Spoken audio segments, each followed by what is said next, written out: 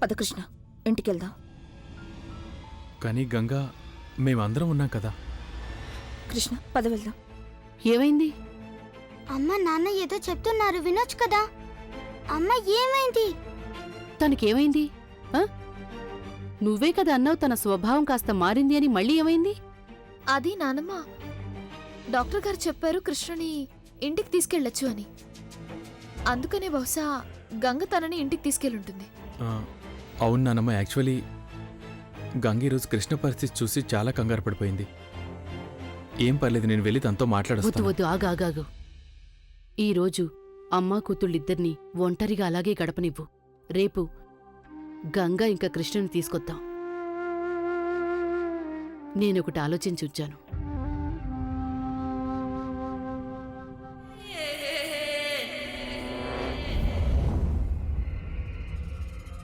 అబ్బా, ఏమున్నావు ఈరోజు? నువ్విక్కడేం చేస్తున్నావు? నేను నీకు చెప్పాను కదా, ఒకవేళ నాకేమైనా పనుందంటే నేనే నీకు ఫోన్ చేస్తానని. ఈ పరిస్థితిలో ఎవరైనా మనల్ని ఇక్కడ చూశారంటే అప్పుడు చాలా పెద్ద ప్రాబ్లం అవుతుంది. వెళ్ళిక్కడి నుండి. అది ఏంటంటే జోయరణి, మనిద్దరి లక్ష్యం ఒకటే కదా. మనం మన లక్ష్యాన్ని సాధించకుండా ఫెయిల్ అవడం నాకు అస్సలు ఇష్టం లేదు. నేను అందుకని వచ్చాను. అలాగే నిన్ను చూడాలని కూడా అనిపించింది.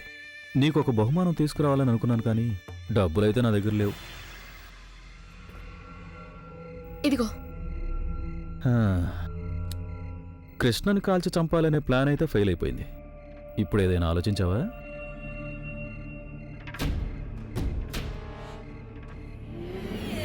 కృష్ణని చంపాలి అని వేసిన రెండవ ప్లాన్ కూడా ఫెయిల్ అయిపోయింది.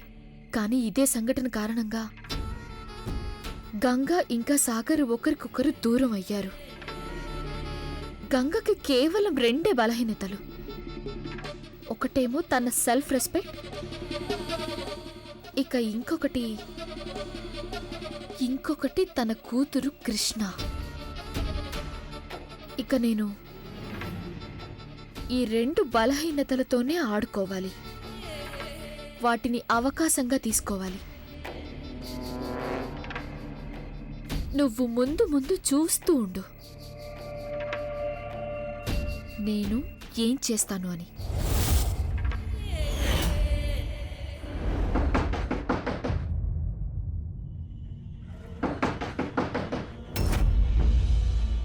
అమ్మా, రాత్రిపూట ఇంత గట్టిగా తలుపులు ఎవరు కొడుతున్నారు? నేను చూస్తాను, నువ్వు పడుకో.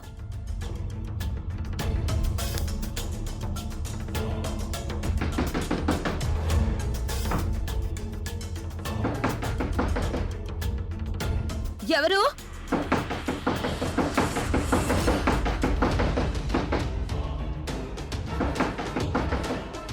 ఎవరు?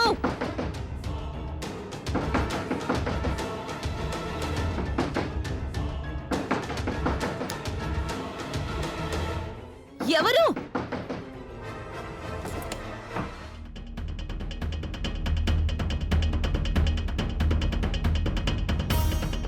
నువ్వు ఒక్కడుగు ముందుకు వేసినా నిన్ను కాల్చి పారేస్తాను. వదులు గంగా. సాగర్, సాగర్ వదలు. గంగా!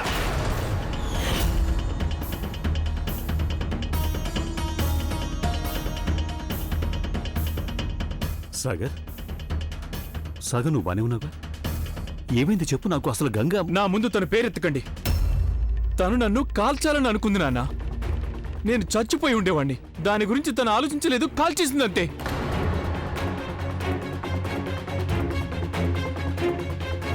ఖచ్చితంగా ఏదో పొరపాటు జరిగి ఉంటుంది, లేకపోతే గంగల బిహేవ్ చేయదు అసలు. చూడు సాగర్, నువ్వు రెస్ట్ తీసుకో. జరిగిన దాన్ని నువ్వు మర్చిపోవటానికి ప్రయత్నించు.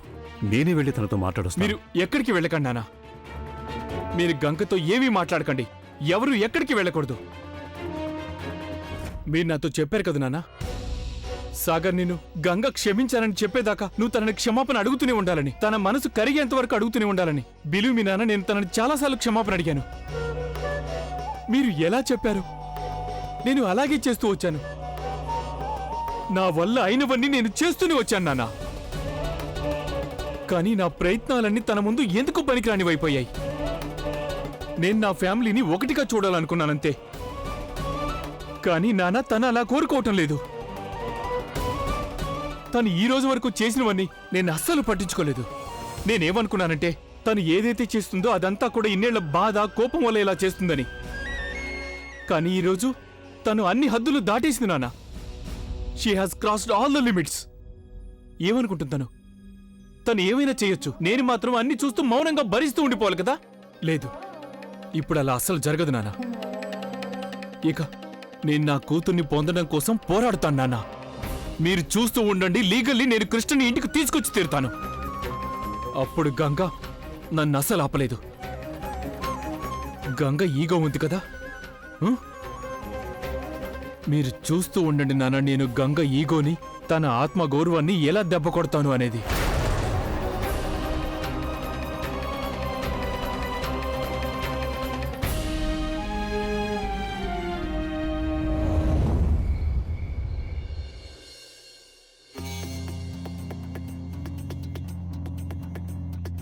అమ్మగారు, ఏదైనా తినండి. మీరు అప్పటి నుంచి ఏమీ తినలేదు. సాగర్ ఏమైనా తిన్నాడా? లేదు, చాలా ప్రయత్నించాను, కానీ తను మాత్రం వద్దనే అంటున్నాడు. పైగా ఆకలి లేదట. నాకు కూడా ఆకలిగా లేదు. తీసుకెళ్ళండి, కానీ అమ్మగారు, తీసుకెళ్ళండి, తీసుకెళ్ళండి.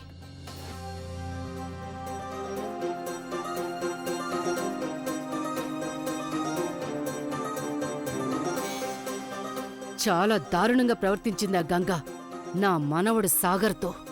తనని నేను వదిలిపెట్టను. తనకి తన స్థానం ఏంటో చూపిస్తాను.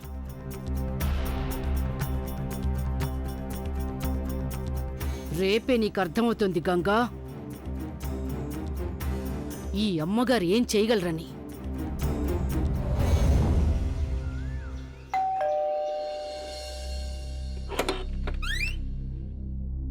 మీరా? గంగగారు నమస్తే. నమస్తే. మీరు నన్ను గుర్తుపట్టారా? నేను జీకే సింహ, మిసెస్ కాంతం చతుర్వేది గారు లాయర్. నాకు గుర్తుంది. మీకు తెలుసు కదా, కాంతం చతుర్వేది గారు ఈ ఇంటిని కొన్నారు. వేలంలో అందరికంటే ఎక్కువ డబ్బిచ్చి అమ్మగారు ఈ ఇంటిని కొన్నారు. నాకు గుర్తుంది. మీకు కాంతం గారు ఈ ఇంటిని ఖాళీ చేయమని నోటీస్ పంపించారు. ఇది మీ నోటీస్ చూడండి. 15 రోజుల్లోపు మీరు ఈ ఇల్లు ఖాళీ చేసి వెళ్ళాలి. నమస్తే.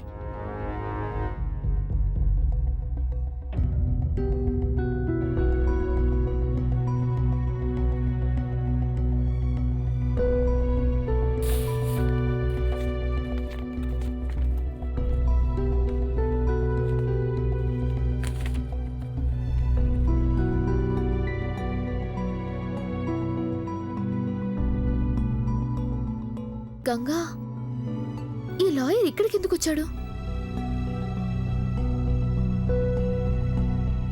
అమ్మగారు ఇల్లు ఖాళీ చేయమని నోటీస్ పంపించారు. నేనెప్పుడో ఊహించాను. నేను నీకు చెప్పాను కదా, వాళ్ళందరూ నిన్ను వదిలిపెట్టట్లేరు. నిన్ను ఇబ్బంది పెట్టడానికి అవకాశాలు వెతుకుతూ ఉంటారు. ప్రశాంతంగా నిన్ను బ్రతకనివ్వరు వాళ్ళు.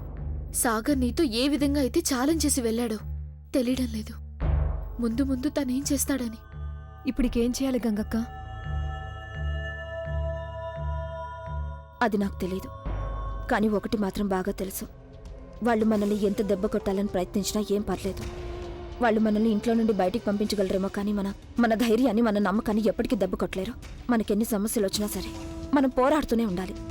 నా అధికారం కోసం, నా కృష్ణ కోసం. మీరు కూడా మాతో పాటు రావాల్సి ఉంటుంది. కానీ ఎందుకు? నేనేం చేయనప్పుడు నేను ఎందుకు రావాలి? చూడండి మేడం, మీరేం చెప్పాలనుకున్నా సరే స్టేషన్కి వచ్చి చెప్పండి. ప్లీజ్, మీరు నేను చెప్పేది అర్థం చేసుకోండి. ఇప్పుడు నేను నా కూతురు స్కూల్కి వెళ్ళాలి. ఈ రోజు తనకి ఫీజు కట్టడానికి లాస్ట్ డేట్. ఇప్పటికి నాకు చాలా లేట్ అయిపోయింది. నేను పోలీస్ స్టేషన్కి రావడం కుదరదు. ప్లీజ్ నన్ను వెళ్ళనివ్వండి. ఆగండి మేడం, మీరు మాట్లాడకుండా మాతో వస్తే మంచిది. లేకపోతే మిమ్మల్ని అరెస్ట్ చేసి తీసుకెళ్లాల్సి వస్తుంది. మిమ్మల్ని మీరు లాయర్ అని చెప్పుకుంటున్నారు కదా, మరి మీరు పోలీసులకు సహకరించాలి కదా.